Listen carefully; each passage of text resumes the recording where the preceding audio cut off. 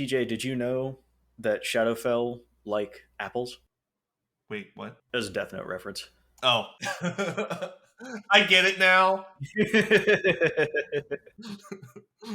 Please leave me not getting the joke into in the final cut.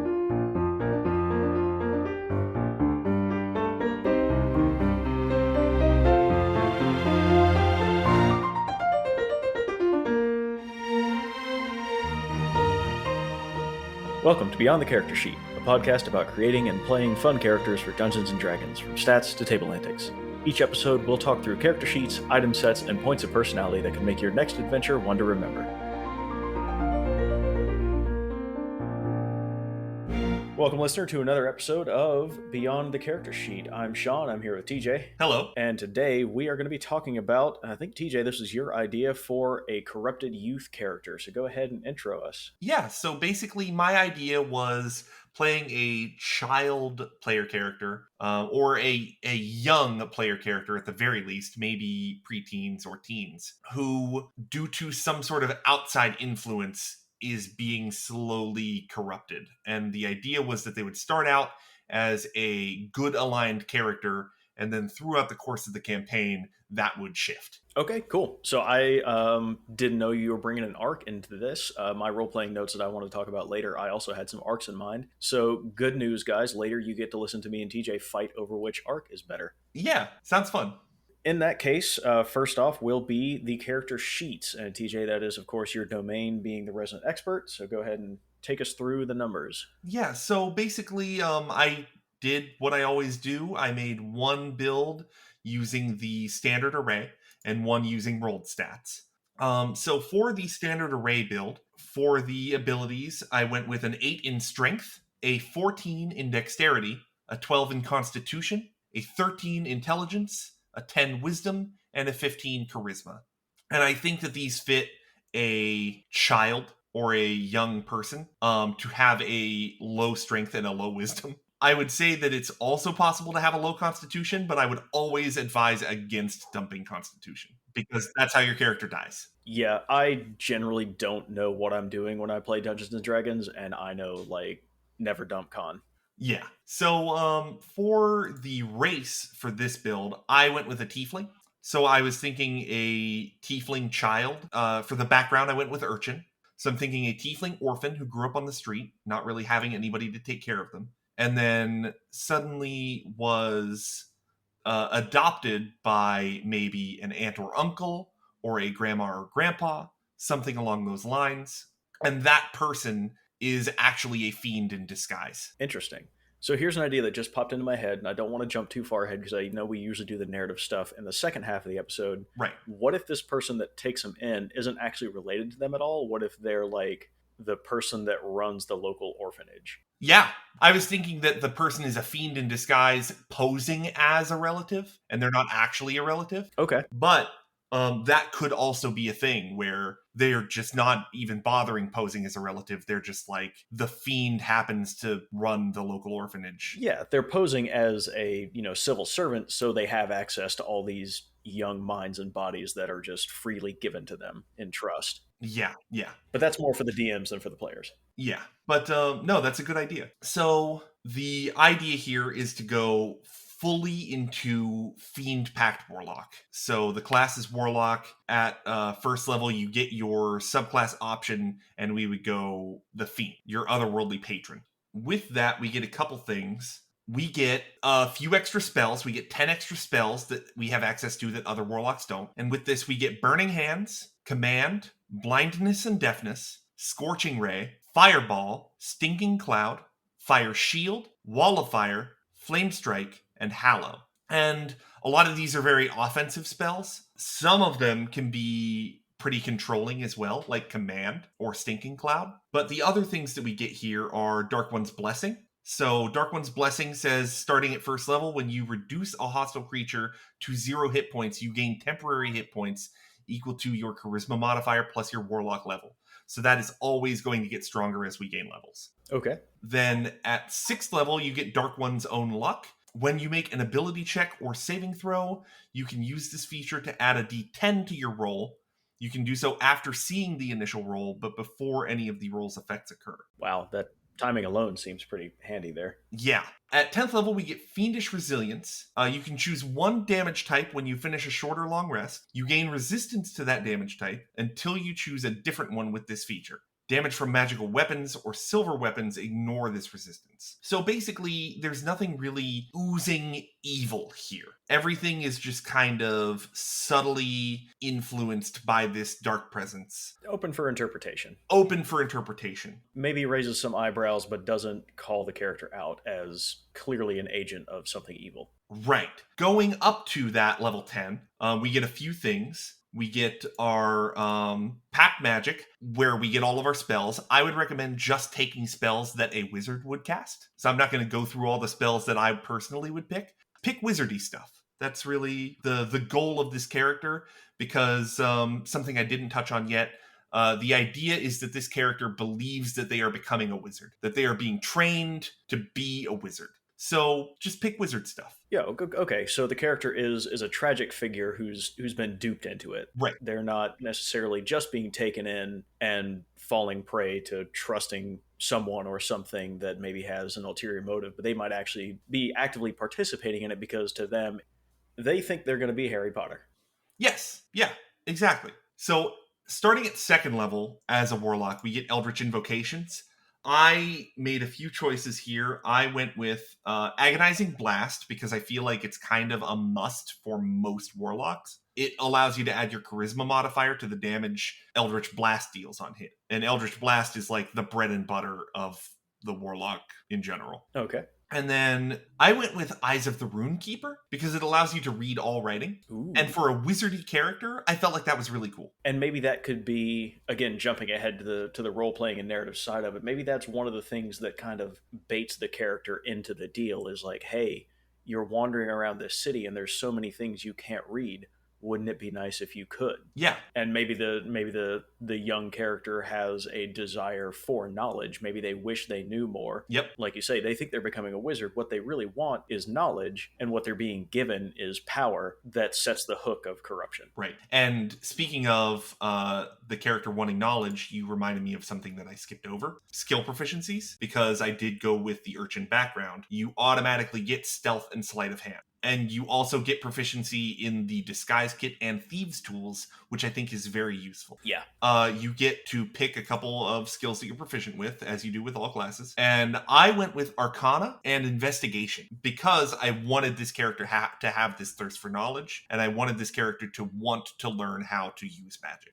But that being said, for the Pact boon, I went with Pact of the Tome because, you know, your caretaker who is teaching you how to become a wizard, giving you a book of spells is pretty f***ing cool, right? Okay. It's the vessel through which these two characters form their connection is what you're saying. That this book is kind of the blood signature on the contract is what you're saying. Yes. When you reach level 3, you get a Pact boon, and you can choose between the Pact of the Blade, Pact of the Chain, Pact of the Talisman, or Pact of the Tome. And that is a gift from your patron. Gotcha. Yeah, I think a tome suits what we're creating here pretty well then. Right.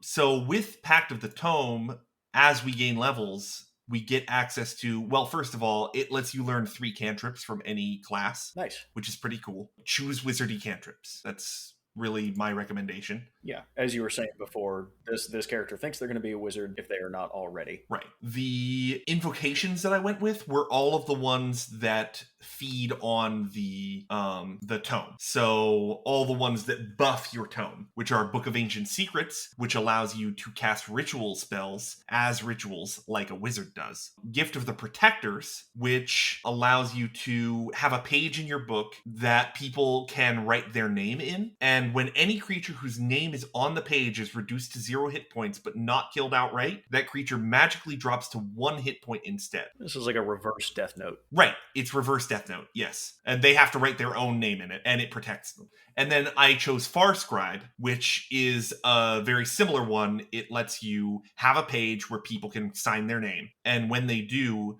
you can write messages to them from any distance. And they hear it in their mind. And then when they reply, it appears as text on the page. So those are the invocations that I went with. And then for the ability score improvements, for this build, I went with a skill expert, the skill expert feat. It gives you proficiency in one skill, expertise in another skill, and lets you increase one of your ability scores by one.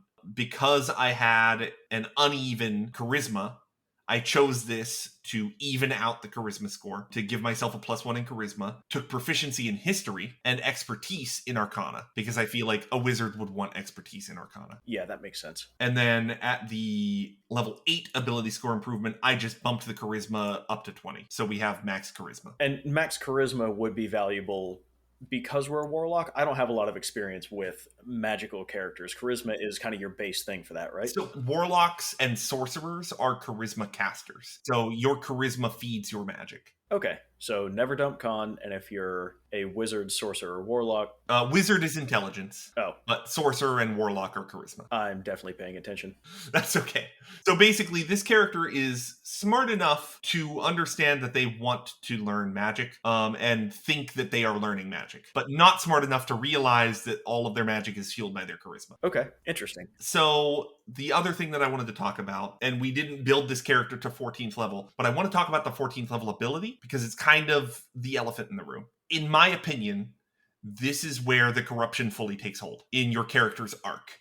Once you get the 14th level feature and you use it, you are evil. Okay, this is the gun to Batman. This is the line crossed. Yes. The 14th level ability is called Hurl Through Hell.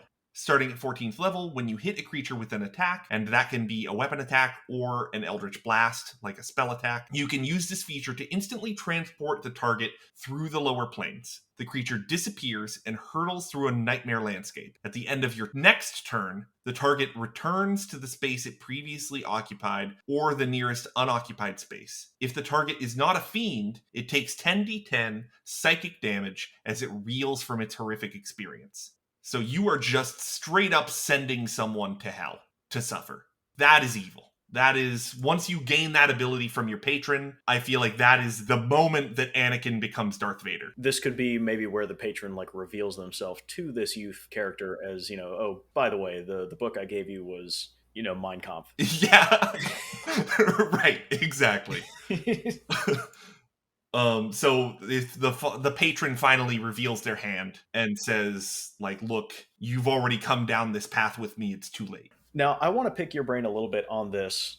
Do you think a character really has crossed an irreversible point? Do you think this really is the event horizon? Do you think it would be possible for a character's arc to pick up this ability and still be redeemed, basically? I guess there's always potential for them to like pick it up, gain this ability, use it, realize that they've done something horrible, and then renounce it. And I think that could also be a very interesting arc.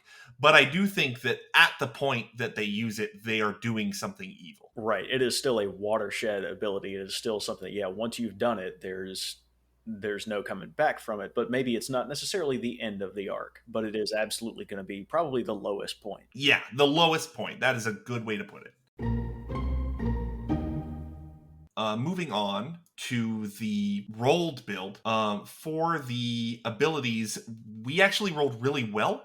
We did get 2 stats that were negative, but everything else was just amazing. A 9 and a 7, which sucks, but we also got 14, 15, 16, 17. So I put the 7 in strength because we are a child. I put the 15 in dexterity, 14 in constitution, 16 in intelligence, the 9 in wisdom, and the 17 in charisma. And yeah, that seems to suit someone who is small, not very strong, and smart, but maybe not very wise. Yeah. They know enough to know what they are doing in terms of extracting the knowledge that's around them, but maybe they're not really all that keen on the whys or where it's leading them. Right. So for race on this one, I went with variant human because variant humans get a feat at level 1. And I think that there are 2 possibilities here. I went with one, but then later on when we were talking before the episode, you brought one to light that really seemed like it could work. So I went with Magic Initiate for Wizard because we think we're becoming a wizard. And with that, you get access to 2 cantrips from the wizard spell list and 1 first level spell that you can cast once a day. As an example, I went with Dancing Lights and Mage Hand for the cantrips, but really you just get access to 2 wizard cantrips. It can be whatever you want. And then for the first level spell, I am actually going to make a recommendation here. I would say either Magic Missile or Find Familiar. I like Find Familiar. Yeah. Because the stuff you mentioned earlier, the two cantrips you mentioned earlier, and Find Familiar suit the idea of maybe an adept urchin. Yeah. Someone who is on their own and has a little bit of innate ability and has learned a couple little tricks. Yes. And I like the idea of this urchin who has learned a few spells, learning how to make themselves a friend. Yeah, that's really cute. Yeah. And there again, an easy opening for the fiend to exploit. Right. Oh, you already have talent. Oh, you already want to expand your talent. Well, why don't you just go read this book of mine? Yep. Now, here is where we're going to take a little bit of a turn, because I actually chose a different warlock subclass for this one. I went with the Hexblade, which is a little weird, but I'll explain it. So rather than going with the Fiend, the Hexblade says, you have made your pact with a mysterious entity from the Shadowfell, a force that manifests itself in sentient magic weapons carved from the stuff of shadow. So it says weapons, right? But I like the idea of it just being objects rather than forcing it to be weapons. Okay. So maybe something to bring up with your DM? Right. Yeah. So maybe just say, hey, could my patron, instead of being a weapon of the Shadowfell, could it be a book of the Shadowfell? And then this urchin, this orphan living on the street, practicing a little bit of magic, steals a magic book, thinking that they will learn more spells from it. And then that book starts talking to them. TJ, did you know that Shadowfell like apples? Wait, what? As a Death Note reference. Oh. I get it now. Please leave me not getting the joke into in the final cut. So they have this Shadowfell tome, which folds into what you were talking about with the previous build, where the thing that really seals their pact is a book. Right, exactly. So we will have the book from level 1, and it will be talking to us and kind of teaching us magic, which is creepy. But if you want to become a wizard and you think this is the avenue to do it, and you have a 9 in wisdom, then maybe you'll listen to a talking book. Then at level 2, we get our invocations, which I would say take all the same ones that I recommended earlier. Or if you feel like there's a couple that are a little more wizardy than the ones that I mentioned, take those. For the Pact Boon, we're going to take Pact of the Tome again and pick some cool wizard cantrips. Because we took the Magic Initiate Wizard and Pact of the Tome, we're getting 5 wizard cantrips and 2 warlock cantrips. That's really good. That's a lot. Yeah, that's some utility. And this is still at early level? This is by level 3. Yeah, okay. Yeah. So at level 4, we get our ability score improvement. With this build, I just bumped Charisma up. I didn't take a feat because we got a feat at level 1. And at level 8, because we maxed our Charisma by level 4 with the stats that we rolled, I just put the extra points into dexterity. Now, for the Hexblade Warlock, the features that we get there are, first of all, the expanded spells. We get 10 extra spells that other warlocks don't get. So we have Shield, which is an excellent wizard spell, and Wrathful Smite, which is not. We have Blur, which is a pretty good wizard spell, and Branding Smite, which is not. We have Blink, which is a pretty good wizard spell, an Elemental Weapon, which is definitely not. Phantasmal Killer, which is an excellent, excellent wizard spell, and Staggering Smite, which is not, and Cone of Cold, which is a really good damaging wizard spell, and Banishing Smite, which is not.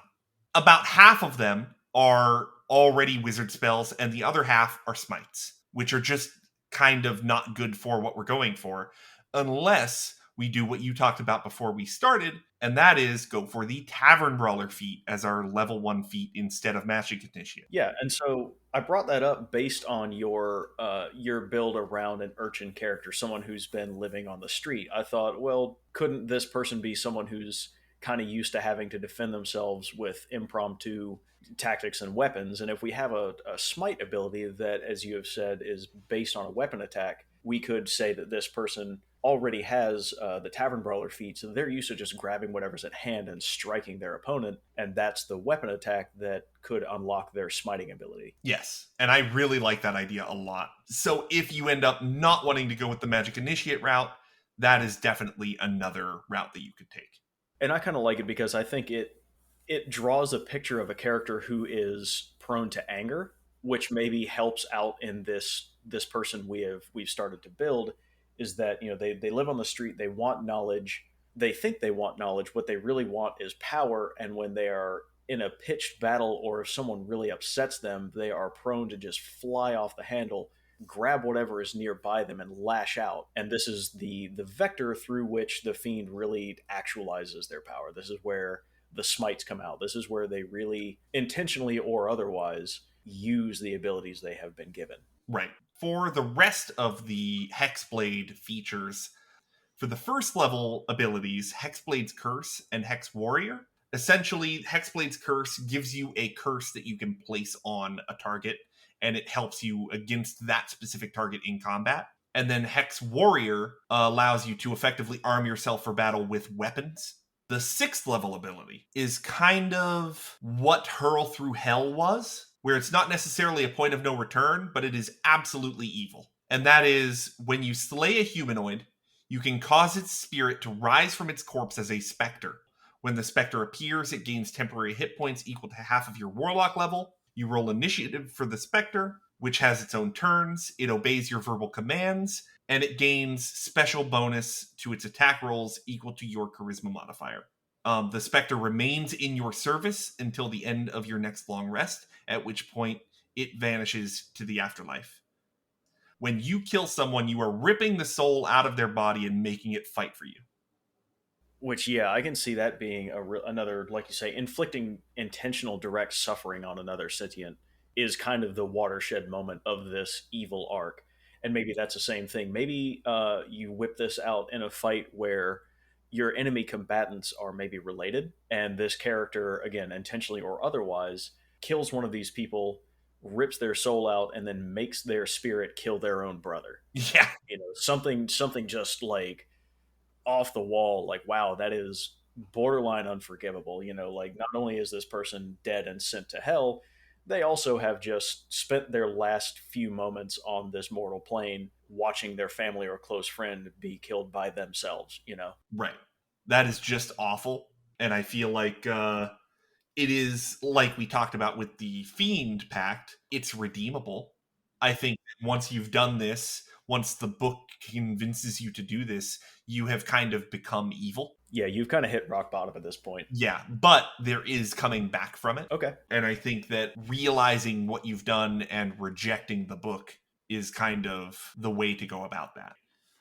And then the 10th level feature is pretty cool. Your Hexblade's Curse that you got at level 1 gets a little more powerful.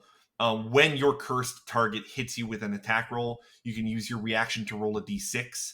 On a 4 or higher, the attack instead misses you, regardless of its roll. So you just get a little harder to hit from that one specific target.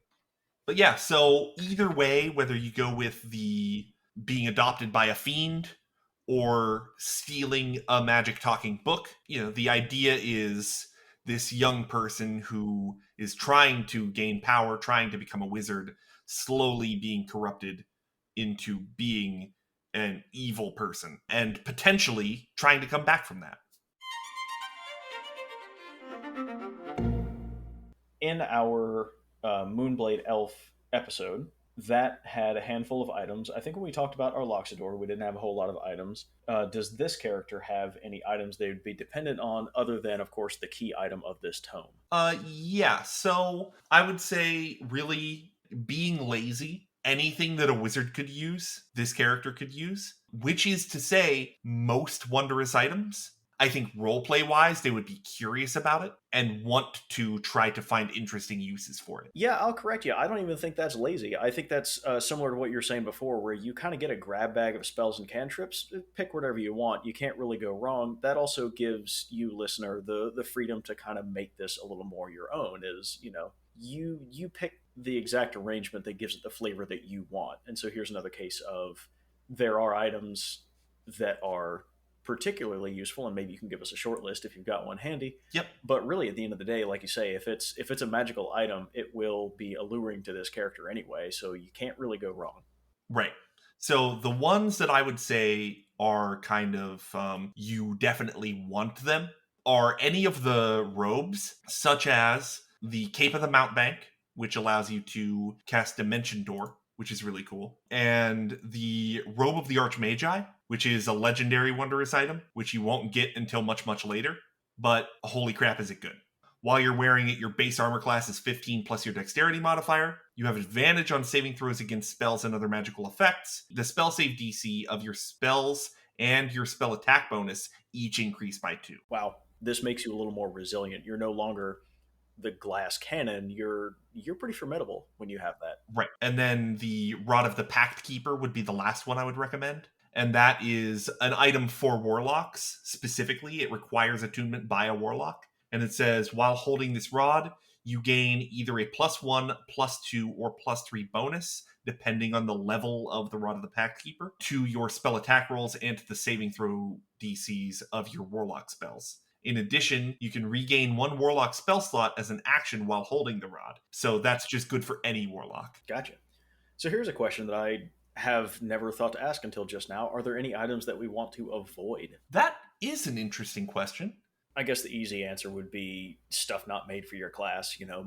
Martial items are not going to benefit you. I'm thinking more in terms of like, is there anything that is going to clash with a Tome of Shadowfell? Is there some antithesis to that item that will not work with it? So it's interesting you bring that up because there is Ooh. an item I'm going to look up and read. It is called the Book of Exalted Deeds. The idea that I'm chasing down is, what if this character's thread into redemption, the thing that they can eventually reach back to help pull them out of the pit of, I just sent someone to hell, or I just ripped out someone's soul and made them do my bidding, is this other item that they've picked up. And maybe there is some fun stuff you can do at the table with this. We talked in the Moonblade Elf episode about how you could have the DM or another player play the voice of your weapon. Your weapon has sentience, and if your patron object here,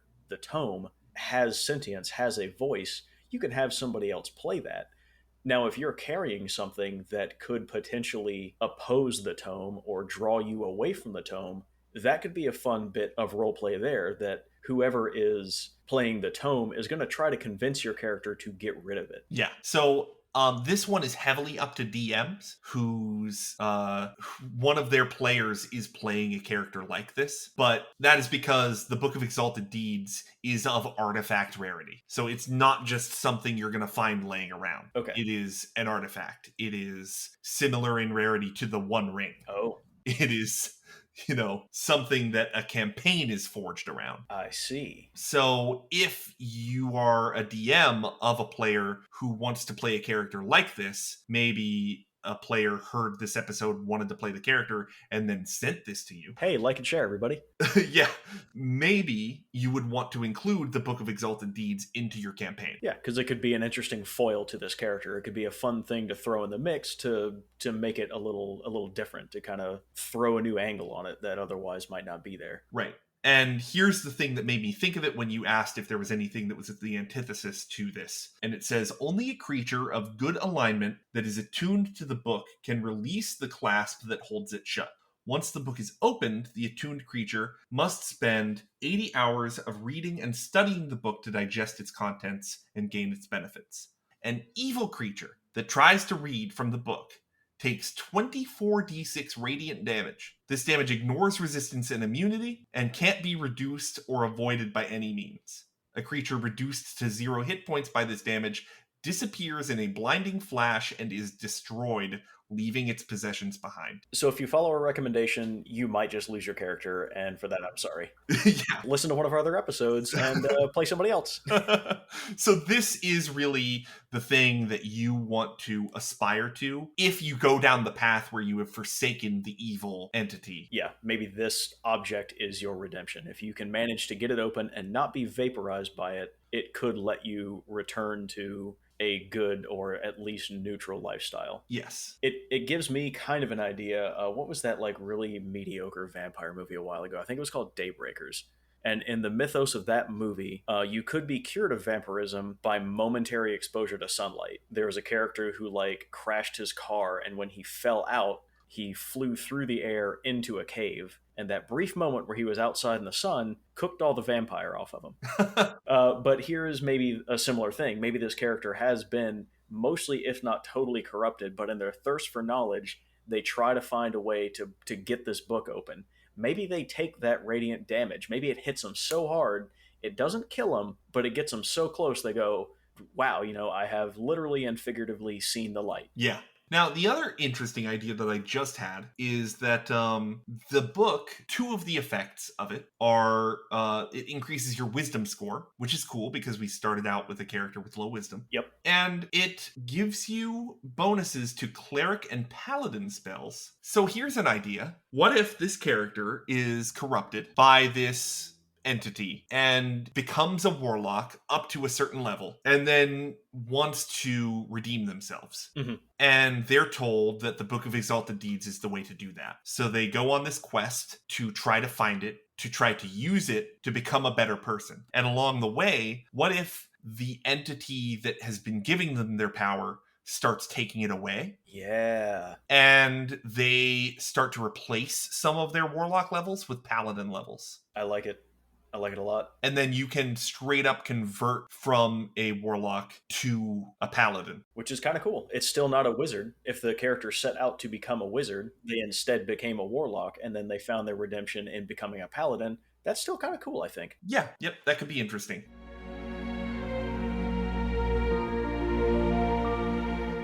As I alluded at the beginning of the episode, I actually kind of approached this character differently than you did. Your character arc kind of sounds almost opposed to mine, so this will be kind of interesting as we bounce ideas off each other here. Yeah. So when I started thinking about this character, I thought back to a quote from this little indie game I played once. It's called Skyrim. You might have heard of it. There is a character in that game called Parthenax, one of the dragons, and he has a quote that goes, "What is better, to be born good or to overcome your evil nature through great effort?" And I kind of grabbed that as my character thesis. I thought, okay, that right there is kind of where I want to build this character's arc. That's the center point that I want to orbit. This character will be the player's opportunity to pick a side of that or statement and prove it. And then I went and split it again down the ideas of, does this character know what has happened to them? Which, by the build you mentioned earlier today, is already a settled matter. This character does not know. Yeah. But because I already wrote my stuff down, I'm going to go with what I wrote anyway. And so let me just kind of go through some of the ideas that I wrote down here.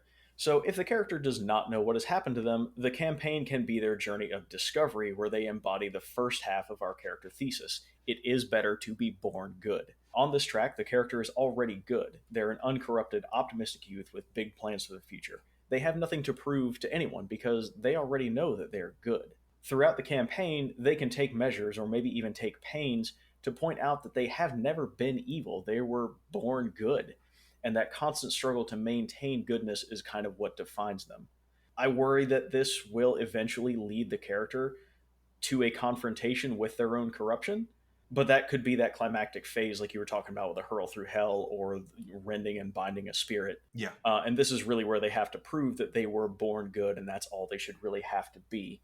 I guess that's kind of a way of overcoming it, which stands in opposition to the statement of it is better to be born good, but I'm not a writer. I'm just an idiot with a podcast, so you guys figure it out. The other direction I took it was if the character does know. And for this one, I decided to take a look at this character through the lens of the stages of grief. Okay. They know what has happened to them. They're fully aware of it, and it has weighed on them. So I kind of went through the categorical stages that we're all probably familiar with and kind of wrote out some ways that you could punctuate this character's arc with it. So in the denial phase, the first stage of grief, we say that the character really can't conceptualize what has happened. They don't believe that this person that they trusted has corrupted them, has condemned them to this life. It's just not a thing they can accept. They deny it. Even as evidence mounts that they have been betrayed, they deny it. Or maybe even a harder denial. Maybe they just think they're hallucinating. They're not even convinced it's real. The stage after that comes in anger. I mentioned this when we were talking about feats, and I mentioned them picking the Tavern Brawler ability. Yeah. That they're maybe prone to, flashes of anger. This character lashes out with their power intentionally or otherwise. This could be a good phase for rubbing up against other players in the party. So right here could be where you start getting that antagonistic rapport. Let's say your party already has a paladin. Let's say someone in your party already has the Book of Exalted Deeds and is trying to save the character. Maybe they also know what's going on and they're trying to bring him over. And because our character is still early in their stage of grief, they're still coming off of denial into anger. They're lashing out at this person. They're, leave me alone. You're wrong. I haven't been lied to. I haven't been betrayed. You're trying to sell me on something. I then went to take some notes on the bargaining stage, which typically comes after anger. But to be fair, bargaining might have been what got them into this position in the first place, so maybe we leave this one alone. Guilt. The character is aware of what they are and what danger they pose to those around them. They may seek to isolate themselves from the party, either to hide their shame or to protect those they care about. I couldn't really pick a way to take that. I'm not sure.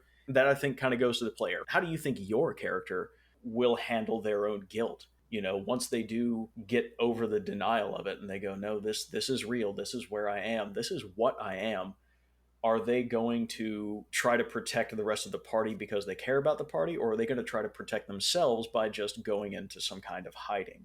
There's a stage of depression, and we're all depressed these days. You can figure this one out.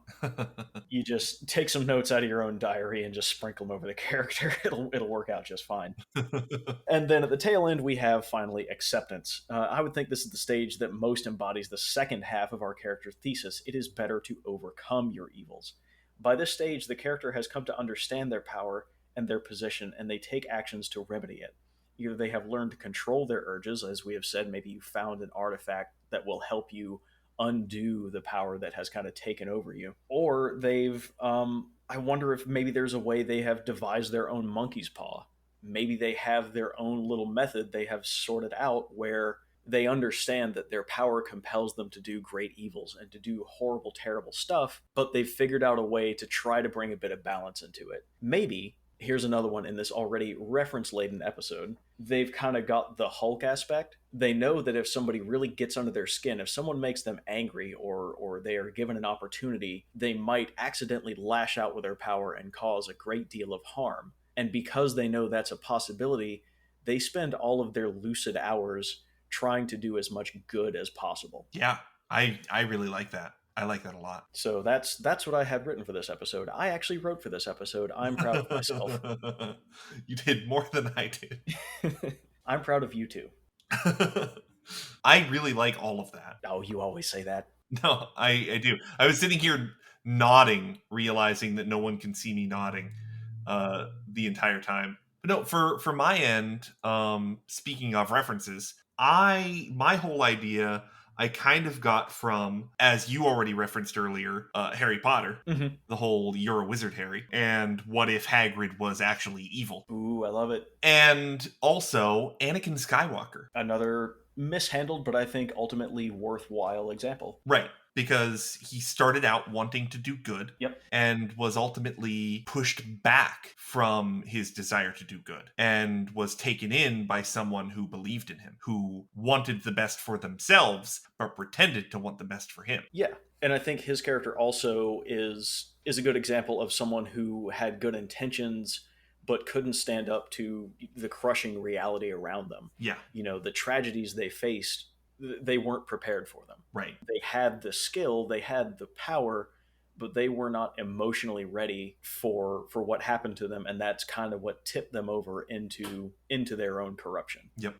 Someone was there to catch them, and then a horrible life event was the tabletop that they tripped over. Yep. Yeah, that was kind of where I came from with the character idea. Okay. Was this building up to this final moment of, once Anakin becomes Darth Vader, can he be redeemed?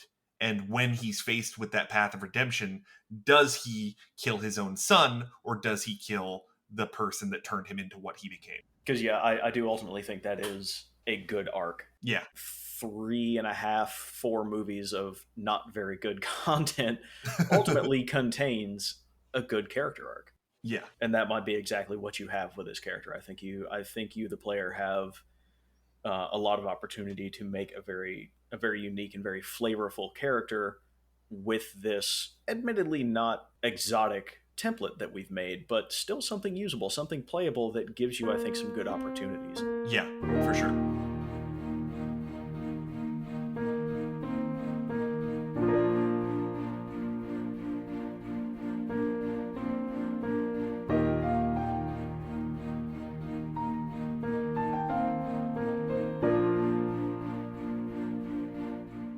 Thanks for listening to Beyond the Character Sheet. We hope this episode has inspired you to create and play someone fun. This show's music was created and provided by Nicholas Mason. Find his work on youtube.com/@NicholasMason. Contact us at btcs.hosts@gmail.com with your questions and comments. Join us again next episode for more Legends in the Making.